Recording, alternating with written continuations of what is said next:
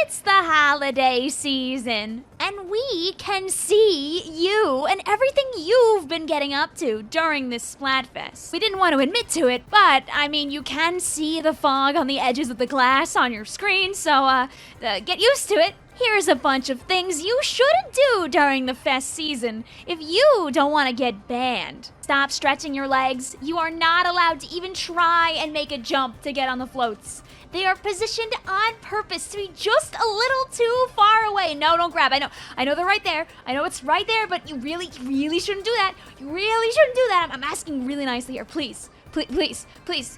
Don't be a penny pincher during Splatfest. Stealing money isn't funny. I've heard rumors of Inklings and Octolings who will look at their list after a game of Turf War is done and see who made the most cash. Hey, I see you approaching that person there. You should really stop that. Don't forget, we can see you on the screen. What are you doing? Please remember that you already have a hat. There's no need to take any hats from anybody else. And yes, that includes Marigold. Look at her. All she wants to do is help you out and give you free snacks, or paid snacks technically, but you probably have a lot of those tickets, right? Oh. Some Inklings and Octolings say that being on a silver or a gold team might give you a better chance at getting a silver or a gold from the shell-out machine. And no, that doesn't mean that you're suddenly allowed to break in and take what you want just because it matches your team color. Please don't do this. Festive as it may be, walking into the locker room and deciding that you want to suddenly decorate the couple of little tiny trees that are in this room is really not allowed. Think about the innocent Inklings and Octolings who maybe just want to break just for a couple of minutes away from the bright lights. Every Splatfest has its own cute, unique graffiti, but just because it's on the walls doesn't mean it's yours to take. And I know that festive party cone on your head probably could hide one of these big old circular stickers, and nobody would know. But this is not a suggestion. Please don't do that. Filling the battle kettle with a bunch of snow and then closing the door as part of a Frostyfest surprise is really looked down upon. I've already heard this has happened twice, just today. Why are you guys thinking of the same prank? Do you see how the city of Splatsville has worked so hard to make sure that anybody, anywhere is able to get some visuals of Deep Cut? Honestly, very kind, seeing as sometimes those floats are a little hard to look up at. It kind of feels like you're gonna break your neck. Good thing that squids don't have bones. If you go out of your way to make shadow puppets to block the view, whether it's with just your hands or your tentacles or your whole honkin' body, good luck being allowed outside during this Splatfest. Oh, come on, please, not again. Don't you know you're not allowed to lick the snow out of the ink?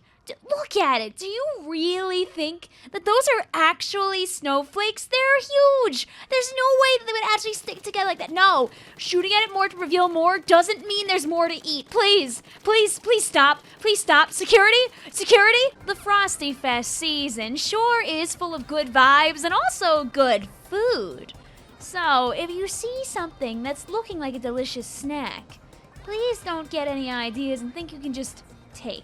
I see you. You've got 500,000 G in your inventory right now. Are you really gonna take from the little guy right next to you just because he's not on your team?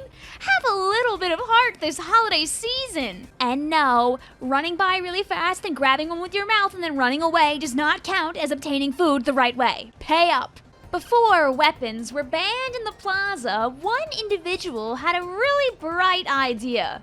Literally. Did you know that during Splatfest, one of the brightest weapons available is the Explosher? Someone decided it'd be a great time to try and make custom fireworks using their own Explosher in the plaza.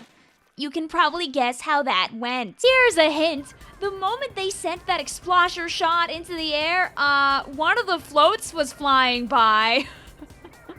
And it caused, a small amount of damage. Maybe a chunk of damage that maybe you need somebody on Team Money to really go and fix. During every single Splatfest, you can actually find t-shirts already for sale at the booth. Of course, you only get one. And when Splatfest is over, you don't even get to keep it. I know that jellyfish might not look like much, but he's one of the smartest employees the company has on hand. So don't think you're gonna be able to walk away with a shirt and run without him noticing. Because he will see. It doesn't matter. You could try it 568 times, but every time you will get caught. You might think you're good. You might start walking away down the hallway, and then suddenly you'll hear it. The sound of other jellyfish turning to stare at you as you run. Don't forget, there are eyes everywhere if you really think about it. Oh yeah, the flames that go on during Pearl and Marina's concert, aren't they nice? You know what's less nice? Some individuals have been reported to throwing objects up top into the flames just to see what will happen. I don't understand why they think it's a good idea. Like, imagine if I threw my festive party cone up there, yeah? It might explode into some fun colors for like 2 seconds, but there's so many people watching the concert here. Why would you do that? Why are there multiple reports of this happening? What you got there? Why are you shaking like that? Are you gonna move? Are you gonna move? Am I gonna have to come over there and ask you what you have? All right. Oh, no. Why? How long has that been on the floor? When did you even get that? No, please walk away from the discarded bun. If you really want one that bad, you can go into the shop and they'll probably give you one. All right? Okay. Do you see this cool hat here, this ELK hat? It's very popular among cephalopods. However, during the Splatfest season, it kind of obtains a different hue. And it's very bright. Honestly, it almost reminds me of, like, a stoplight. I don't want to be seeing that while I'm out and about. As you can see, some are already aware of this phenomenon, but not all. The cruel thing that we've heard is ever since this hat was brought back to Splatfest, some individuals are purposely trying to stop their competition from playing by putting the hat right up to their unsuspecting faces, blinding them for just a moment. Imagine this happening to you? You wouldn't do it to a jellyfish? You already are? Sick. Twisted. Get out of here. So we all know that Inklings and Octolings out in the Splatlands aren't exactly the cleanliest. There are trash bags all over the place. Some Inklings and Octolings have been trying to throw trash into the mouth like it's a big old basketball hoop. What's wrong with you? Sometimes during the Splatfest, some of the more traditional carts might be abandoned for a while. It does not mean it's your opportunity to borrow a couple of the items that are on the cart. I know, I see. The salesman is distracted. He's right there. He's having fun. You don't want to take away from his fun by taking from him, right? One of the best parts of Splatfest is as long as you are at ruler rank, you're able to go up on one of the floats and take a picture with the idols.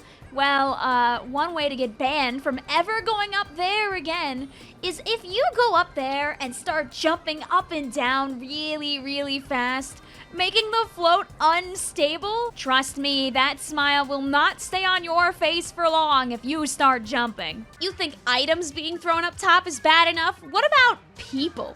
You know, there is one way that you could get up there. One way that has happened before. Do you see this pole over here? You could definitely make this jump. I'm definitely capable of making that jump even.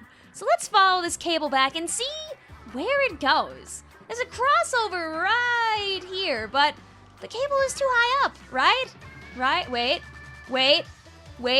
Look at the cable at its lowest point. If I was to make a jump here, I can almost make that. I think all I'd have to do is put my arms up all the way, and I could grab that and work my way over here. Uh-oh. Anyway, unless you're planning on performing, please make sure you stay off the stage. Some cephalopods take turf war a little too seriously. Have you ever seen someone scrounging around in the bushes prior to a match beginning? Have you ever wondered what's up with that? Well, I think that we finally have found out the answer. Do you see the shape of this ink tank? It's oh so conveniently shaped that a bunch of leaves might fit in there rather unnoticed. Some individuals are putting leaves inside of their ink tanks, lowering the amount of paint that they can actually bring into a match with them, but allowing them to bring turf-soaked leaves into the match. They'll hold on to them until the very end of the game, and as the whistle blows, they'll chuck them all to the ground out of their ink tank just to cover a little bit more turf and try to cheat. I hate to admit it, but this actually has worked for a couple of people. Please don't do it too. Well, that sure was a boatload of information, huh? Huh? In the end, Splatfest is only 48 hours long, so be good so you can take advantage of the whole thing. And no, just because it's Frostyfest right now doesn't mean that you can magically do these things later, so don't get any ideas, okay? Hey, I said don't get any ideas. Where are you going? Wait, come back. Come back.